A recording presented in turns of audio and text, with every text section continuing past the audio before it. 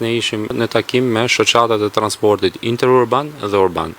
Patjetër që situata e krizës hidrokarbure dhe çmimeve hidrokarbure është një situatë që ne jemi duke ndjekur në shumë kujdes. Ju e dini që tashmë qeveria ka njoftuar disa plane masash ku i pari është ngritja e bordit të transparencës si dhe një nisëm për sa i përket elementit të akcizës me pas një çmimi të caktuar nëse rritet. Dhe në vazhdim të gjitha këtyre diskutimeve dhe masave ishte edhe takimi ditës sotme. Ne e dim që gjatë vitit 2022 janë marrë disa akte subvencioni për sa i përket shoqatave të transportit interurban dhe urban.